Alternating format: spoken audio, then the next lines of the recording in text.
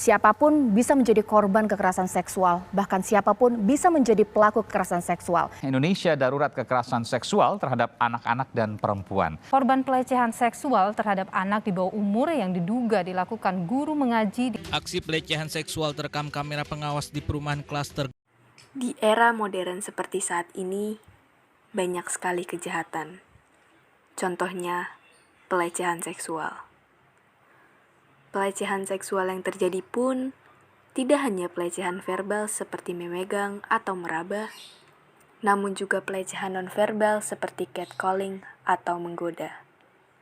Bahkan, pelecehan melalui media sosial dengan mengirimkan gambar yang tidak senonoh dan komentar-komentar yang tidak diperkenankan, bahkan bersifat seksual. Dan pelecehan seksual yang terjadi tidak hanya kepada wanita, namun juga menimpa para pria.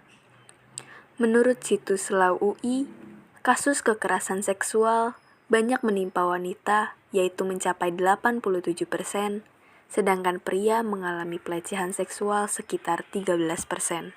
Dikutip dari buku Hubungan Antara Kontrol Diri dengan Pelecehan Seksual pada Remaja di Universitas Mahasiswa Olahraga, Universitas Muhammadiyah Purwokerto, karya Susi Wiji Utami, menurut Winarsunu 2008, pelecehan seksual adalah segala macam bentuk perilaku yang berkonotasi seksual yang dilakukan secara sepihak dan tidak dikehendaki oleh korbannya. Bentuknya dapat berupa ucapan, tulisan, simbol, isyarat, dan tindakan yang berkonotasi seksual. Aktivitas yang berkonotasi seksual bisa dianggap pelecehan seksual jika mengandung unsur-unsur sebagai berikut, yaitu adanya pemaksaan kehendak secara sepihak oleh pelaku, kejadian ditentukan oleh motivasi pelaku, kejadian tidak diinginkan korban, dan mengakibatkan penderitaan pada korban. Dari situs Komnas Perempuan, jumlah kasus pelecehan seksual sepanjang tahun 2020 sebesar 299.911 kasus, terdiri dari kasus yang ditangani sendiri oleh 1.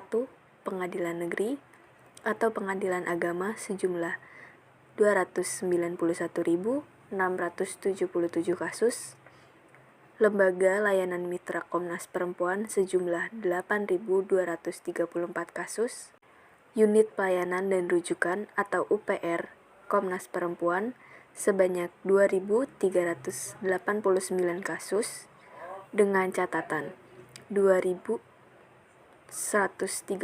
kasus berbasis gender dan 255 kasus diantaranya adalah kasus tidak berbasis gender atau memberi informasi.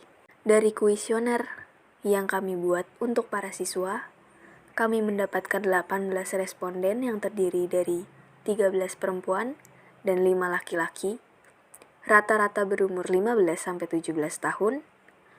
Dari data yang kami dapatkan, 8 responden pernah mengalami pelecehan seksual, verbal maupun nonverbal.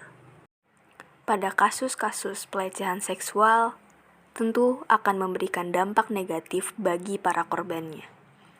Contohnya seperti yang kami kutip dari situs Lau UI, ada 3 dampak pelecehan seksual, yakni dampak psikologis.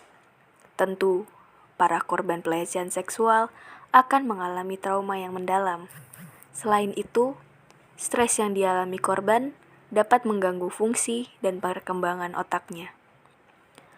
Yang kedua, ada dampak fisik.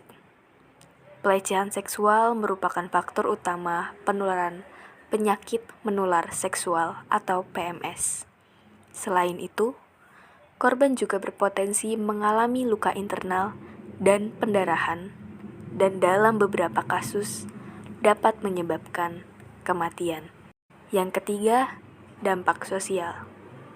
Korban pelecehan seksual sering dikucilkan dalam kehidupan sosialnya. Dalam hal ini, korban bukannya mendapat perlindungan, namun korban malah dirundung oleh masyarakat sekitar. Cara pencegahan untuk diri kita, adalah selalu waspada saat sedang berada di tempat publik, apalagi kendaraan umum. Bawa semprotan merica atau alat pembela diri lainnya, dan taruh dalam tempat yang mudah dijangkau dan dikeluarkan. Lakukan perlawanan jika sudah mendesak, seperti menyerang beberapa titik lemah seperti di hulu hati, tenggorokan, tulang kering, dan banyak lagi.